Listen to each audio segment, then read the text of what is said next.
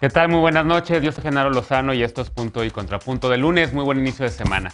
El Senado de la República aprobó sin previo aviso una iniciativa que busca alargar el mandato por 2 años del ministro Arturo Saldívar como presidente de la Suprema Corte de Justicia, así como también el de los integrantes del Consejo de la Judicatura. Expertos y expertas califican esto como un atentado a la Constitución, mientras que el presidente López Obrador dice que no es inconstitucional. Veremos qué piensa la mesa. Y el presidente López Obrador participará esta semana en una cumbre climática convocada por su homólogo estadounidense, el presidente Joe Biden, y le propondrá extender el programa Sembrando Vida a Centroamérica, así como objetivos para la reforma migratoria que impulsa el demócrata en su país. ¿Podrá México poner agenda en la cumbre climática? ¿Tiene la 4T una buena política medioambiental para presumir? Morena se aferra a la defensa de sus polémicos candidatos a las gubernaturas de Guerrero y Michoacán y presenta impugnaciones ante el Tribunal Electoral. ¿Podrá revertir la decisión del Instituto Nacional Electoral, del INE, de cancelar las candidaturas de Félix Salgado Macedonio y de Raúl Morón? Quédate con nosotros, que ya empieza Punto y Contrapunto de lunes.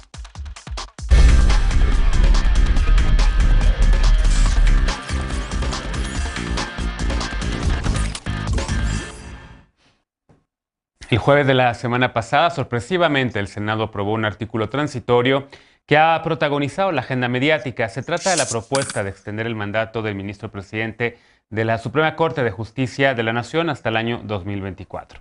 Esto ocurrió durante la aprobación de las leyes secundarias de la reforma judicial impulsada por el ministro presidente de la Corte, Arturo Saldívar, y por el presidente López Obrador. 2 minutos antes de la votación, según ha reportado la prensa parlamentaria, el senador Raúl Bolaños del Partido Verde propuso que quien ocupe la presidencia de la Suprema Corte, es decir, el mismo ministro Saldívar, permanezca en el cargo hasta el 30 de noviembre del 2024 para poder instrumentar la reforma judicial. El presidente López Obrador apoyó la ampliación de este mandato. Esta mañana el presidente dijo que la iniciativa no es inconstitucional y que quienes se oponen se rasgan las vestiduras, así lo dijo. Añadió que durante lo que llama el periodo neoliberal, el Congreso aprobó reformas estructurales contrarias al interés popular. La reforma judicial que entró en vigor en marzo pasado busca elevar la calidad de las sentencias, la paridad de género y fortalecer la carrera judicial, y sanciona el nepotismo, la corrupción, el hostigamiento y el acoso sexual. Bueno, y para empezar el debate esta noche, doy la bienvenida a Lisa Sánchez, directora general de México Unido contra la Delincuencia. ¿Cómo estás, querida Lisa? Muy bien, muy buenas noches. Un gusto saludarles a todas y todos. Bonito inicio de semana. También Alfredo Lecón, activista y analista. ¿Cómo estás? Muy bien, querido Genaro. Buenas noches a todas y todos. Eder Guevara, fundador de Morena y antropólogo. ¿Cómo estás, Eder? Querido Genaro, buenas tardes a todas y todos. ¿Bien, y tú? Bien, bien. Y Frida Gómez, feminista y analista, quien es amiga de este espacio y nos acompaña este lunes. ¿Cómo estás? Muy contenta de verles. Muchas gracias a todas y todos. Buenas noches. Bienvenida de regreso. Lisa, empiezo contigo. ¿Cómo ves este tema que evidentemente ha traído a la gente, a los medios, a expertas y expertos en temas constitucionales, a quienes se interesan por el llamado juego de la Corte, como se llama el blog de Nexos, pues discutiendo si es o no pertinente que el ministro presidente se quede otros 2 años, si es constitucional, si va en detrimento de la trayectoria que ha construido Saldívar a lo largo de todo este tiempo, o si va en detrimento también de la misma reforma al Poder Judicial? ¿Cómo lo ves? Yo creo que justamente tenemos que partir esto en dos. En principio, el proceso parlamentario que se dio, porque lo que preocupa es que precisamente esto se está volviendo de alguna manera un modus operandi, en el cual se están votando reformas bastante importantes, de gran calado, en este caso la reforma judicial, que pues evidentemente impactará el funcionamiento de todo el Poder Judicial, del Consejo de la Judicatura, de la propia Corte. Y al 2 para la hora se mete un transitorio exactamente igual que como se hizo con la reforma constitucional de Guardia Nacional, para que en ese transitorio pues se afecte el sentido general de la reforma que se está aprobando. Y en ese sentido lo primero que hay que hacer es reprobar la actuación de este senador del Verde y de quienes apoyaron que así, sin dar lectura y sin permitir registrar puntos contrarios a la introducción de ese transitorio, se haya permitido votar así esa reforma al vapor, sin permitir de verdad la discusión sobre lo que se estaba introduciendo, que no formaba parte del paquete de lo pactado con el resto de los grupos parlamentarios, y que efectivamente pues ha traído un descrédito tremendo a la Corte. Y ese es un poco el segundo punto, ¿no? El segundo punto acá es que no solo es inconstitucional, porque el artículo 97 así lo expresa de manera como muy puntual, sino que además hay muchísimos criterios, incluso interamericanos y de la propia Corte, de la propia Suprema Corte mexicana, que justamente lo que dicen es no podemos pasar leyes, digamos, como dirigidas a una sola persona. En este caso el destinatario era muy claro, era el presidente de la Corte, Arturo Saldívar, pero además hacerlo en contra de los plazos que ya están establecidos en la Constitución, pues lo que afecta no solo es el principio de Estado de Derecho, es decir, que la Constitución, como decía Luisa Conesa en algunas mesas acá, sea el verdadero soberano y sea quien rija las leyes que nos aplican a todas y a todos, sino que además se esté afectando también el principio de independencia judicial, es decir, sentar los plazos muy claramente en la Constitución y en todas las leyes de cómo se eligen los jueces, los magistrados, los ministros de la Corte, las ministras de la Corte, con qué plazos, cuándo se tienen que renovar, cuántos términos se les permite de reelección, si es que se les permite, lo que hace es clarificar precisamente esos procedimientos en favor de que no se sospeche nunca que quien ocupa los cargos está ahí de acuerdo a un proceso establecido, claro para todos, igualitario para todas las personas que están concursando por esos puestos dentro de la judicatura. Entonces, sí me parece tremendo, creo que mis colegas van a poder profundizar un poquito más sobre el tema, porque esto, pues, evidentemente tiene implicaciones ya también para la propia trayectoria del ministro presidente y para la credibilidad que tiene la Corte, sumándole además, pues, el hecho de que la Corte tiene un montón de asuntos que resolver, que no ha resuelto y que además ya tiene una amenaza de no cumplimiento del Senado de la República en materia de cannabis. Entonces creo que todo junto pone a la Corte en un lugar muy difícil. ¿Contrapunto o punto, querido Eder? ¿Cómo lo ves? Coincido plenamente con Lisa respecto a la crítica del proceso legislativo. Yo creo que la Constitución no debería ser un candado para poder llevar a cabo procesos como este de la urgente renovación del Poder Judicial. Sin embargo, para que no sea un candado, tiene que generarse amplios consensos para ver si hay condiciones para hacer una excepción, como en este caso se propone, y eso fue precisamente lo que se impidió con la manera en la que se aprobó en el Senado de la República. Ahora ya se aprobó y comenzó, ahora sí, el debate público, que es muy importante, y tiene que comenzar también el debate legislativo en la Cámara de Diputadas y Diputados. Hay legisladoras de Morena que se han pronunciado en contra de la medida, hay otros que se han pronunciado abiertamente a favor. Yo creo que sea cual sea el resultado, que además atraviesa al Poder Judicial y al Poder Legislativo. Si la Cámara de Diputados aprueba este transitorio, seguramente habrá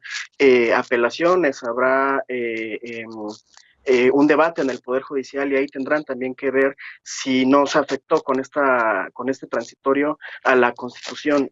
En lo que ahí se decida, lo tendrán que reconocer y respetar todas las partes. Personalmente creo que sí vale la pena explorar la posibilidad de la extensión de 2 años en este caso específico, primero porque, como bien decías en la nota inicial, es el ministro Saldívar el que propuso y promovió esta iniciativa, pero además porque lo que lleva en su periodo como presidente de la Suprema Corte y en lo que lleva en su trayectoria, que ha sido muy limpia, nadie la ha podido comprobar o acusar siquiera de enriquecimiento ilícito, de utilizar de manera indebida sus distintos espacios en la Suprema Corte. Entonces creo que es una persona honesta, que además, al haber sido quien promovió esta iniciativa, tiene muy claro lo que se necesita en la Suprema Corte, no solamente las modificaciones que se tendrían que hacer para combatir la corrupción, el nepotismo, etcétera, sino también lo que se tendría que hacer para generar los consensos necesarios al interior del Poder Judicial para impulsarlo. Entonces, es un debate muy interesante. Yo insisto, todas las partes tendremos que escuchar con mucha atención y respeto el planteamiento y asumir y reconocer el resultado final que seguramente, insisto, llegará al Poder Judicial. Dice Eder que ahora es el momento del debate, Alfredo, y que de repente puede haber o no este tipo de excepciones y que pues, ya tocará a los legisladores el regular o aceptar, digamos, rechazar o aceptar esta ampliación de mandato. ¿Cómo lo ves? A ver, no, perdón, pero es que es una absoluta barbaridad lo que acaba de decir Eder. La Constitución se respeta, punto. No pueden haber excepciones a la Constitución porque hayan consensos legislativos. ¿De qué país estamos hablando? ¿De qué Constitución o de qué Estado estamos hablando? Mucho menos pensar que como Arturo Saldívar es el iluminado para la Cuarta Transformación y es el que se puede encargar el único que se puede encargar de la reforma judicial y de su implementación, hacer esto va a generar consensos al interior del Poder Judicial. Yo no sé en qué planeta viven, pero la verdad, desde el año pasado, y lo dijimos aquí la semana pasada, desde el año pasado cuando se presenta la reforma, Arturo Saldívar la presenta públicamente a los medios de comunicación como un voto de confianza que le dio toda la Corte para poder garantizar la autonomía y la independencia del Poder Judicial. Ese es el mandato que le dijeron. Se le confió que él, su presidencia, no la Corte, no el Poder Judicial, planteara esta reforma para que se respetara, porque él prometió garantizar esto. Porque es absolutamente impensable suponer que esto no pasó por Palacio Nacional, que con la comunicación tan abierta que había entre Senado y Consejo de la Judicatura y Arturo Saldívar y demás, este tipo de cosas no se plantearon en alguna mesa en lo oscurito, porque la forma en la que se presenta, la forma furtiva en la que se presenta y el respaldo que le da el presidente a este golpe a la Constitución nos da todas las pruebas y todos los señalamientos hacia Palacio Nacional. Esa reforma salió, o este transitorio, que como no tuvo nadie el valor de aventarse un golpe así, pues se buscaron un personero del Verde, a ese partido al que tanto le deben, el aliado electoral de este año, con el que empezaron vergonzosamente esta propia legislatura. Ricardo Monreal, si ustedes recuerdan, lo debatimos, lo hemos dicho muchas veces, ni siquiera se había instalado casi el Senado, se acaba de instalar. El primer día revocó una votación donde se le negaba la licencia a Manuel Velasco para poder otorgársela. Ahora, cuando todos se dieron cuenta, ya en plena votación, pero de veras, si ven el video, es realmente grotesco. Hay senadores que están gritando que acaban de ver lo que estaban votando y no hubo nada que pudiera hacer que se revirtiera. Es un golpe a la Constitución, es un insulto a la Corte pensar que los ministros y ministras, los pares de Arturo Saldívar, no pueden llevar a cabo la implementación de la reforma que se aprobó, cuando, por Dios, el presidente López Obrador ya puso a 3 de esos integrantes de la Corte. Frida, es absolutamente un insulto. Bien. Frida, ¿cómo lo ves tú? Hay una hipótesis, en efecto, está esta idea de Alfredo Lecona, que también es compartida por varios analistas que piensan que pues, es imposible, prácticamente poco probable que el ministro Saldívar no supiese de esto y que esto tendría que haberse dado, digamos, bajo un acuerdo, en un acuerdo oscurito, como lo ha llamado Alfredo Lecona. ¿Coincides con esta lectura? Está también por ahí el artículo de Ricardo Rafael de ayer, que plantea que pues, esto es un regalo envenenado para el ministro Saldívar y que pues, él no estaba enterado, al igual de como dice el boletín del Consejo de la Judicatura Federal. Genaro, yo coincido totalmente en el sentido de que el propio ministro, yo creo que no tenía idea de lo que estaba sucediendo, porque el ministro tiene una trayectoria que es impecable, es decir, estamos hablando de un ministro que tiene antecedentes de cómo resolver en el caso de ampliaciones de mandato que son abiertamente inconstitucionales. Lo dijo y lo resolvió así cuando fue el caso de la ley Bonilla. También hay que recordar que no es la primera ocasión que un grupo de gobierno en el poder trata de modificar o de alterar los plazos o los tiempos con los que pueden estar en el Poder Judicial las y los ministros. Pero aquí hay un tema que creo que son 2 lecturas importantes. Por una parte, una lectura política en la que abiertamente coincido es el mensaje lamentable de no respetar la Constitución, porque no solamente es el artículo 97, también es el artículo 13. Yo coincido en que Eder tiene razón, si hay una amplia mayoría, ¿por qué no utilizar la amplia mayoría en realizar las modificaciones constitucionales que sean necesarias para que sea con un pacto muy consensado, pero también con un debate ya realizado que se hagan los cambios? Sí creo que teniendo una amplia mayoría, decidir violentar la Constitución da un mensaje de no respetar el Estado de Derecho, porque la Constitución es muy clara y además hay una segunda cosa que ya es un análisis más bien jurídico. En el caso de que la Cámara de Diputados decidiera aprobar este transitorio, necesariamente va a llegar a la Suprema Corte de Justicia. Ahí tendría un conflicto de interés el presidente al momento de resolver, y una de dos, o tendría que excusarse o tendría que buscar una alternativa para dar un posicionamiento que sea firme. Y un tema que también me parece importante, que no es menor, es contradictorio, por una parte, que se promueva una reforma judicial para tener autonomía mientras que el medio para implementarla es justamente violentando la autonomía. Y por otro lado, es contradictorio que se promueva un transitorio que alteraría y que violentaría el derecho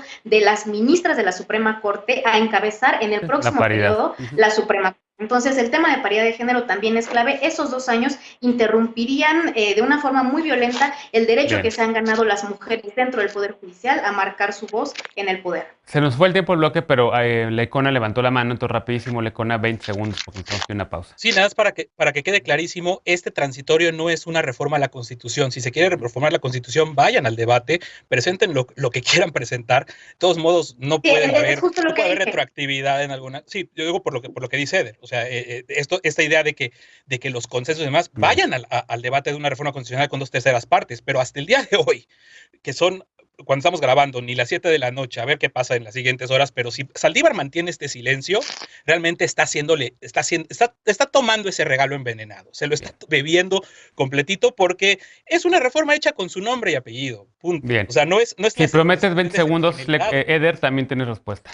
Rápido, yo coincido plenamente en que se podría impulsar un debate de reforma constitucional, pero no creo que se quiera ampliar los plazos de manera permanente. Se está proponiendo claramente una excepción. Yo no soy abogado, menos constitucionalista, pero no me parece que sea negativo a la opinión pública que se abra esta posibilidad de debate de una excepción. Pero bueno, ya lo determinarán. Bueno, es un precedente que sí levanta muchas cejas, sería un precedente que sí sería para muchas personas que defienden el orden constitucional y la democracia de este país, pues algo peligroso y algo que creo que como imperativo ciudadano toda la gente debería de seguir este debate y evidentemente creo que hay que rechazar cualquier ampliación en ese sentido. Hacemos una pausa y regresamos después de esta para otro tema. Para combatir los efectos del cambio climático, el presidente López Obrador propondrá que el programa Sembrando Vida se extienda a Centroamérica. ¿Qué piensan las y los panelistas de esta propuesta? Es además el tema de una cumbre que está convocada por el presidente Biden con más de 30 líderes globales, en el que participará también, por supuesto, el presidente López Obrador. ¿Tiene o no la 4T una propuesta medioambiental? Regresamos a Punto y Contrapunto, no te vayas.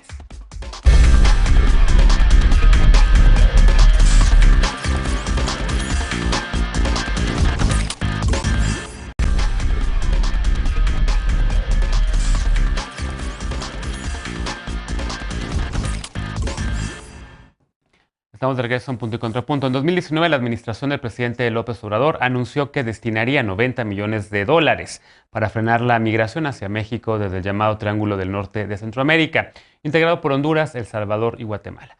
Desde entonces, México no ha dejado de hacer un llamado a Estados Unidos para unirse a este programa. Ayer el presidente López Obrador anunció que en la cumbre climática que se realizará esta semana, una de sus propuestas al presidente Biden será instrumentar el programa Sembrando Vida para ayudar al medio ambiente y de paso ordenar el flujo migratorio en Centroamérica. Veamos el contexto. México propondrá un acuerdo regional migratorio para que el programa Sembrando Vida se extienda hacia Centroamérica. El mandatario mexicano presentará su propuesta durante la cumbre climática convocada por Joe Biden para el próximo 22 y 23 de abril. El presidente López Obrador dijo que con este programa, en 3 años, se podrían sembrar 3 millones de hectáreas que generarían hasta 1.300.000 empleos. El presidente señaló que además de ayudar al medio ambiente, se ordenaría el flujo migratorio. Quienes participen en el programa durante 3 años tendrán derecho a una visa temporal de trabajo en Estados Unidos y 3 años después a solicitar la nacionalidad estadounidense. Además del presidente López Obrador, Biden invitó a otros 39 líderes mundiales a la cumbre, entre ellos los de las 17 naciones responsables del 80% de las emisiones globales de carbono. El objetivo de la cumbre es que los países invitados presenten sus compromisos para reducir los gases de efecto invernadero. La Casa Blanca adelantó que presentará nuevos objetivos para reducir las emisiones de carbono e impulsar la transición a cero emisiones, así como ayudar a los países vulnerables a enfrentar los impactos del cambio climático en su territorio. El presidente López Obrador dijo que también propondrá no extraer más petróleo crudo del que se necesita. Detalló que en lugar de extraer 3.400.000 barriles diarios, México topará la extracción en 2 millones y que producirá todas las gasolinas que el país consuma. Además, su administración invertirá en 14 hidroeléctricas para renovar sus turbinas y aumentar la producción de energía. Punto y contrapunto. Bueno, segundo tema a discutir esta noche. ¿Cómo lo ves, Eder? Es una oportunidad para la 4T de hablar de los temas medioambientales. Es una cumbre la que está convocando el presidente de Estados Unidos, un poco para tratar de encontrar una respuesta global a este problema, que es el del cambio climático, entre otros. ¿Cómo llega México a ese encuentro? Yo creo que bien, hay una propuesta integral. Primero me gustaría posicionar un asunto. Ojalá que en las propuestas del presidente Biden esté incluido el no bombardear otras naciones, porque eso no ayuda en nada al calentamiento global. Y también ojalá que en esta propuesta de ayudar a los países pobres para que impulsen procesos de transición a energías renovables, no esté encorchetado en la condición de que contraten a sus compañías de Estados Unidos para eso, y si no las contratan, que les inicien campañas de difamación respecto a que no les importa la transición hacia las energías renovables. Dicho eso, me parece muy interesante lo que plantea el presidente López Obrador. Primero, el tema de las transiciones de energías renovables, fortalecer y renovar las maquinarias de las 14 presas hidroeléctricas que hay en México y que solo funcionan máximo el 40% en este momento, darles mantenimiento para que funcionen al 100%,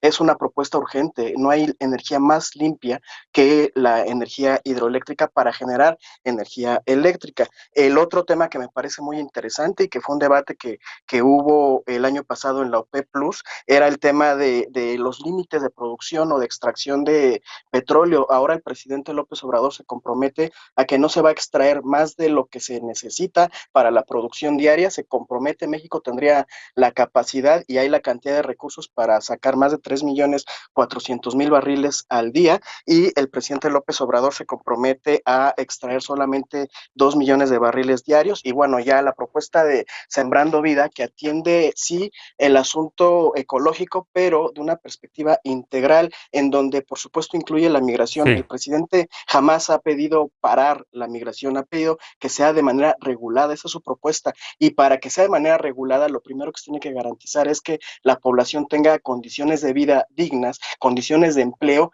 en sus países, y qué mejor que reforestando uno de los principales pulmones del planeta, que es Centroamérica, y que ha sido históricamente lastimado desde la colonia hasta la fecha, sin que haya condiciones de renovación y de reparación del daño ambiental por este Bien. saqueo desde la colonia. Me parece que es una gran propuesta del presidente López Obrador y algo por lo que valdría la pena que la opinión pública se Bien. unificara. ¿Coincides con esta lectura, Elisa? ¿Es adecuada la propuesta del presidente López Obrador en esta cumbre? También quiere hablar sobre temas migratorios y proponer incluso también requisitos para la inmigración centroamericana en Estados Unidos y para la ciudadanía en ese país. A ver, yo creo que el presidente López Obrador lo que ha hecho en los últimos tiempos es limitar lo que quiere y puede hacer su gobierno en materia de cambio climático a uno de sus programas insignia, que es Sembrando Vida, que todavía tampoco necesariamente está entregando los resultados definitivos como para decir que verdaderamente esto es una contribución que pueda ser estable y sostenible, justamente como para paliar el tema del incremento en las temperaturas globales.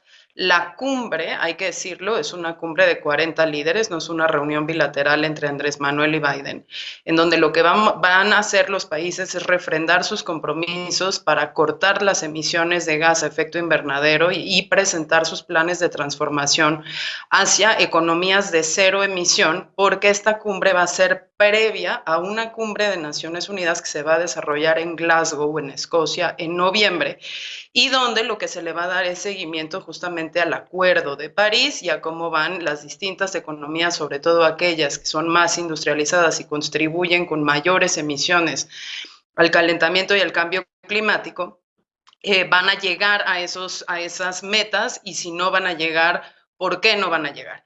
Y lo primero que hay que decir ahí es que Estados Unidos empieza digamos, como esta negociación comprometiéndose a cortar al 50% sus emisiones de aquí al 2050, si no mal recuerdo, o al 2045, y invita a China, que es el otro gran contaminante del mundo, a hacer lo mismo, después de que ya ha habido naciones europeas, no toda Europa, pero sí un par, que han decidido hacer justamente la transición hacia economías de cero emisiones de carbono para el 2030 unas para el 2030, otras para el 2050, pero sus metas son superiores incluso a las hechas por Estados Unidos.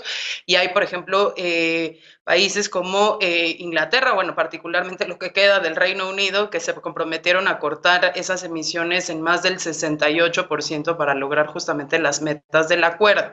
Entonces, que si el presidente está en todo su derecho de plantear sembrando vida para todo Centroamérica, sí está en todo su derecho, pero lo que se espera de México es un compromiso así, en esos niveles de cómo México va a cortar sus emisiones, cómo México va a hacer la transición a una economía de cero emisiones para cumplir con los acuerdos de un tratado internacional del que es signatario, y cuál es el plan del gobierno en temas de inversión. Biden va a llegar con algo así como 1.7 o no, 174 mil millones de dólares para rehacer la industria de los autos eléctricos y dejar de tener autos de gasolina. Tiene 100 mil millones de dólares comprometidos para rehacer toda su infraestructura eléctrica para que pueda ser también una industria libre de emisiones, y tiene todo un plan que también está muy ligado con el tema de la pandemia y la reactivación económica en Estados Unidos, justamente también de inyectarle un montón a la mano de obra y a la infraestructura y al salario de subsistencia para que la gente pueda trabajar en volver todo eso una realidad, mientras busca financiarlo con impuestos a las grandes corporaciones como Amazon. Entonces, que México llegue con un plan así de chiquito, pues va a quedar chiquito en una cumbre que lo que busca son compromisos muchísimo más determinantes y más agresivos para un problema global que no solo pasa por migración o Centroamérica. Frida, ¿cómo lo ves?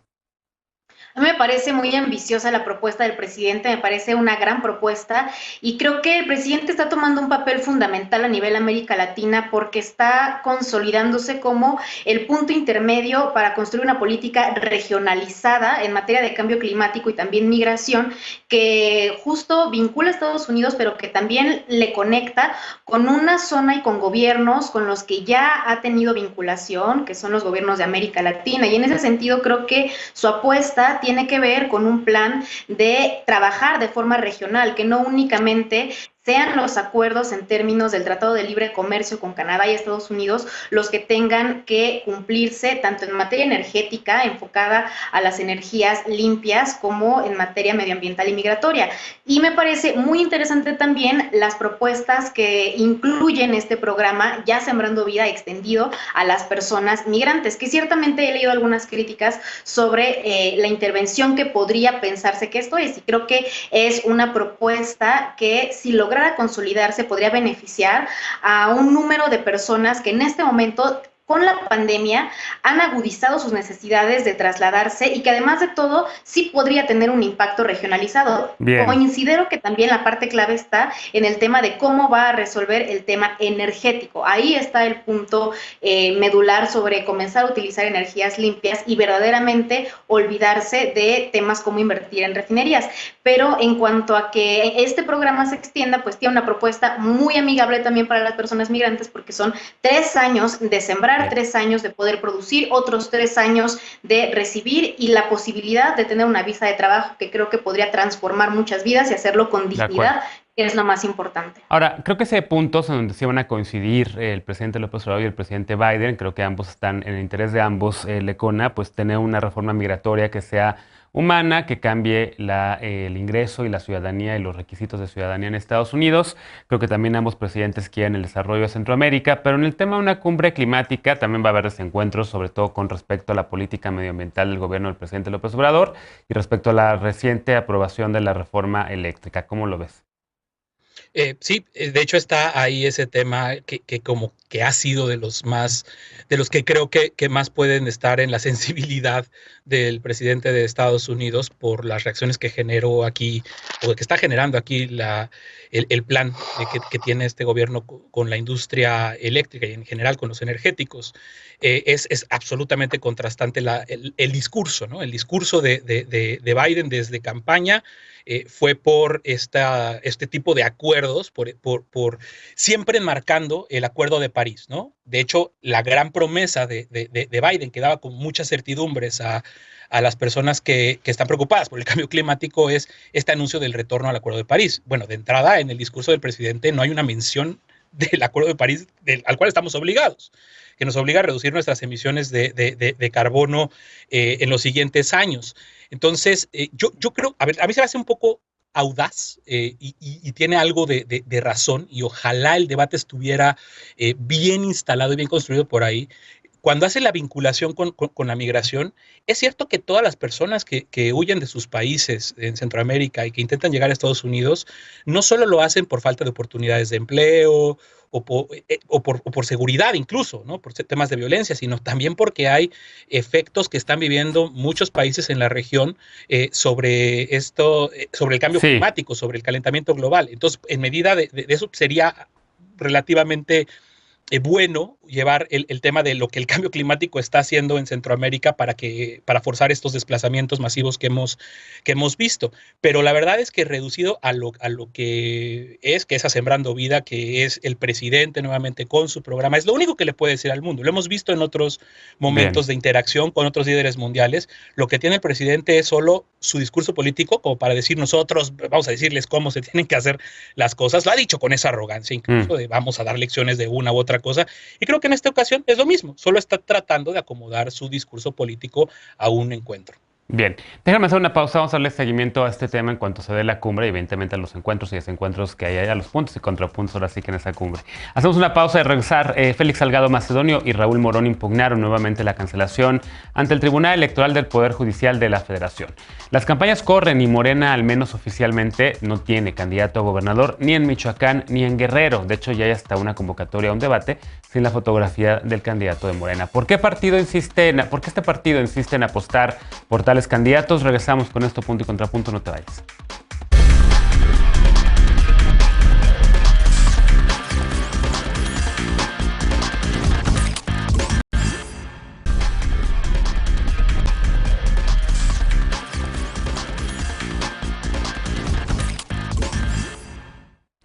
Estamos de regreso para el último bloque de la noche. Ni Raúl Morón ni Félix Salgado Macedonio tiran la toalla. Este fin de semana ambos candidatos se impugnaron nuevamente ante el Tribunal Electoral del Poder Judicial de la Federación sus candidaturas a los gobiernos de Michoacán y de Guerrero. En el Inter, Salgado Macedonio ha acusado de traición a los consejeros electorales propuestos por su partido, por Morena, y el presidente López Obrador dice que los consejeros electorales le tienen fobia a su movimiento político. Veamos el contexto. Este fin de semana, los morenistas Félix Salgado Macedonio y Raúl Morón impugnaron nuevamente ante el Tribunal Electoral del Poder Judicial de la Federación la cancelación de sus candidaturas a los gobiernos de Guerrero y Michoacán, respectivamente. El primero en hacerlo fue Morón. El sábado solicitó al tribunal revertir la decisión del Instituto Nacional Electoral, que calificó de ilegal y arbitraria, y pidió resolver de manera definitiva su impugnación sin que sea devuelta nuevamente a la autoridad electoral. El domingo, Salgado Macedonio entregó su impugnación e informó que además presentó una denuncia en contra de agravios cometidos por los consejeros electorales que votaron para rechazar su candidatura. Salgado Macedonio dijo confiar en que el Tribunal Electoral le devolverá la candidatura. También acusó de traición a los consejeros electorales que fueron propuestos por Morena y que votaron por cancelar su postulación. El pasado 13 de abril, el Consejo General del INE suspendió ambas candidaturas tras considerar que incumplieron con su obligación de presentar su informe de ingresos y gastos de precampaña. Morón y Salgado Macedonio presentaron entonces una primera impugnación ante el Tribunal Electoral del Poder Judicial de la Federación, que ratificó que los dos realizaron actos de precampaña y estaban obligados a presentar informes de ingresos y gastos, pero ordenó al INE presentar un nuevo proyecto de resolución que privilegiara el derecho humano a ser votado. En consecuencia, el Consejo General del INE volvió a discutir el tema y con 6 votos a favor y 5 en contra, votó por cancelar ambas candidaturas. Punto y contrapunto. Bueno, último punto a discutir esta noche. Empiezo contigo, Lecona. ¿Cómo ves esta? Pues Morena se aferra a defender las candidaturas, polémicas candidaturas, por decirlo menos, de los de Guerrero y de Michoacán, de Félix Salgado Macedonio y de Raúl Morón. ¿Cuál podría ser el resultado ante el tribunal? Pues, creo que está en todo su derecho de defenderlas por las vías institucionales. Lo que no se vale y lo que creo que ya ha dejado graves estragos en el debate público y en lo que pueda venir incluso más allá del proceso electoral es el lamentable papel que ha estado haciendo en este caso Morena afuera de las instituciones. El funeral del que ya hablamos aquí, que se le montó a Lorenzo Córdoba, las amenazas de muerte y demás, ¿no? Entonces, creo que para un buen debate público hay que acotar las posturas de ambos lados. O sea, ni el INE es una santa palomita, ni lo que hicieron en esta ocasión los consejeros y consejeras representa el agravio que están tratando de vender Mario Delgado y los seguidores de Morena. A ver, si el INE hubiera fallado de una forma distinta, estaría en contra de sus propios precedentes, de los precedentes del INE, porque mucho se ha dicho que el caso es exactamente aplicable, el caso de David Monreal, cuando el INE por este tipo de razones, ahorita acotaremos cómo no son las mismas, le negó la candidatura a David Monreal al estado de Zacatecas hace 6 años, no tiene nada que ver con esto. El propio tribunal en su sentencia lo dice así. Lo que sucedió en aquel entonces, hace 6 años, es que el INE le negó la posibilidad de un derecho de audiencia a David Monreal. Tan no es el mismo caso que la propia sentencia del tribunal dice que en esta ocasión eso no aplica, que era uno de los alegatos que tenía el partido Morena para pedir que se devolviera la candidatura a Félix Salgado y a todos los que la perdieron. Entonces, la verdad es que estas reglas de fiscalización, vaya, el INE tiene poderes tremendos de fiscalización, facultades tremendos de fiscalización. De verdad que y lo digo con toda honestidad, no es cierto que el INE siempre se ha envuelto en la bandera de la fiscalización para hacer su trabajo bien. Hemos visto fallar al INE tremendamente en cuanto a fiscalización, pero este caso concreto es un asunto que es consecuente para el INE, que va con sus propios precedentes, y vamos a ver qué dice el tribunal, pero realmente no es el agravio que están diciendo los seguidores de Morena. Frida, ¿cómo lo ves? ¿Es una necedad de Morena seguir defendiendo estas candidaturas? ¿Tanto su derecho? ¿Qué pasa con lo que hacen algunas colegas feministas como Indira Sandoval de proponer incluir una antiboleta con candidatos que tienen en su haber, pues digamos, este tipo de denuncias?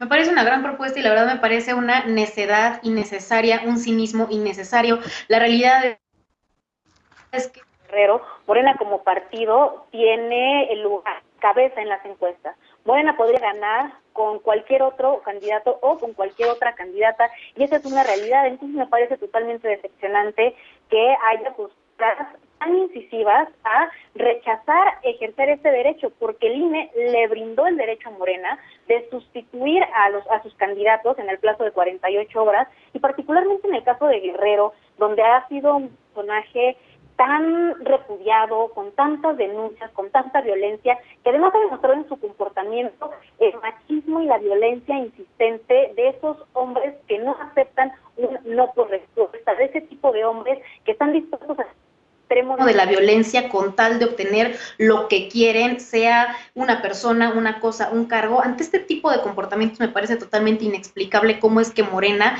insiste en impugnar e insiste en defender particularmente a Salgado Macedonio. Algo que me parece muy importante mencionar es que en el caso de Guerrero, las agrupaciones y todas las colectivas feministas desde CONAFEM se construyó una candidatura feminista ciudadana que por supuesto no está registrada, es una candidatura alternativa que es de una feminista llamada Yolitzin Jaimes, que lo que está buscando justamente es brindar una opción para todas las mujeres que no están dispuestas a votar por un violador para que gobierne ese estado. Y algo que me parece totalmente coincidente en lo que menciona en lo que menciona Lecona, es que el INE no pudo haber resuelto de una forma distinta. Y en el caso de que el tribunal decida revocar la determinación que hace el INE, el precedente para la democracia creo que será muy lamentable, porque se va a demostrar que pesa más la presión política que la ley.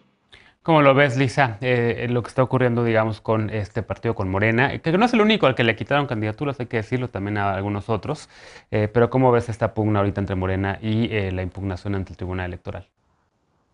Pues estamos como en la semana de los regalos envenenados, ¿no? Regalos envenenados por todas partes, en el sentido en el que la semana pasada justamente estábamos hablando que si el INE, como decía Alfredo, mantenía su decisión, mostraría cierta coherencia con decisiones anteriores, pero definitivamente enojaría muchísimo al partido que estaba justamente como defendiendo esas candidaturas, pero por el otro lado, pues también había un gran beneficio en seguir minando la credibilidad, la legitimidad del árbitro previo a un proceso electoral que se viene tan complicado, porque pues eso evidentemente, y no es algo nuevo, lo hemos visto en muchísimas ocasiones en donde se ha puesto en duda la credibilidad del árbitro, algunas veces fundada, algunas veces infundada, pues justamente porque lo que se viene después del proceso electoral son todas las impugnaciones y todas las broncas que tendrán que terminar por resolverse también en el tribunal. Y esto esto le pone mucha presión también al tribunal, mucha presión además donde vimos a un presidente del tribunal que no se aguantó y le contestó justamente ese artículo que mencionabas en el bloque anterior a Ricardo Rafael. Es un personaje que también decidió subirse a este pleito público en detrimento, creo yo, de la propia imparcialidad con la que determinen devolverle o no las candidaturas a estos individuos impresentables, como bien ya decía Frida, ¿no? Yo quiero secundar nada más en esta parte lo que decía Frida, qué necesidad de mantener a estos dos candidatos cuando en realidad son puntero en las encuestas. Si hubiesen puesto a quien hubiesen puesto, en realidad hubiesen tenido un proceso bastante competitivo, con muchísimas probabilidades de ganarlo a la buena y como se tenía que ganar, ¿no? Y en el Inter, pues hemos visto un circo bastante terrible en donde ya se anuncia una nueva caravana que ya no solo va a parar en el INE, que quiere hacer hospital Félix Salgado Macedonio, sino que también irá a dar a la Suprema Corte de Justicia y a los recintos legislativos. Eso en sí mismo me parece una cosa que hay que condenar enérgicamente con todas sus letras, porque pues es un comportamiento antidemocrático de alguien que pretende envolverse en la bandera de la democracia para mantener esa candidatura. Eder, contrapunto, cerramos contigo el programa de hoy. Rápido, la manifestación también es un derecho constitucional y yo no veo por qué tendría que considerarse un agravio ir a manifestarse afuera del Tribunal Electoral o del Instituto Nacional Electoral. Es sí lamentable las declaraciones absurdas de Félix Salgado sobre las amenazas porque no puedes Lorenzo Córdoba. Sobre el asunto me parece muy importante como un acto de desagravio. Decir o preguntar qué saben en contra de Raúl Morón, el candidato de Michoacán. Es un profesor que trabajó toda su vida en la CENTE, que ha tenido muchos cargos de elección popular y que nunca ha sido denunciado por nada. Yo no sé por qué lo meten en el mismo paquete, y en ese sentido la pregunta de por qué Morena insiste en defender a sus candidatos no es defender a las personas, es defender el hecho de que se está exigiendo piso parejo. Cuando la consejera Favela planteó el hecho de que ningún candidato de los otros partidos, salvo el de redes sociales progresistas, creo, habían presentado su informe de precampaña. El representante del PRD en ese consejo de inmediato sacó su celular y mostró cómo su precandidato de la coalición PRI-PRD sí presentó informe de gastos de precampaña. Pero él no ganó el precandidato del PRI, él es el que tiene la candidatura y ese candidato no presentó gastos de precampaña. ¿Eso qué significa? Que hubo precampaña y que hubo un criterio diferenciado con la coalición PRI-PRD. Yo no entiendo por qué lo consideran un acto de agravio el que Morena siga recurriendo a las instituciones para que se regulen las instituciones. Nadie dijo eso, ¿eh? Y por otro lado, el asunto de que el partido está solamente defendiendo sus derechos, a quienes deberíamos estar cuestionando en este momento, o en caso de que el Tribunal Electoral nos dé la razón, es el papel de Lorenzo Córdoba y de Ciro Murayama, que son quienes están tomando decisiones de manera facciosa, utilizando a la institución. Ellos son los que están poniendo en riesgo al INE y a la democracia. Bueno, dará más debate este tema, seguramente. Se nos acabó el tiempo, lamentablemente, Frida. Ya nos tenemos que ir porque ya estamos sobre el tiempo del programa. Hacemos una pausa y regresamos para despedirnos con la paparrucha de la noche. No te vayas.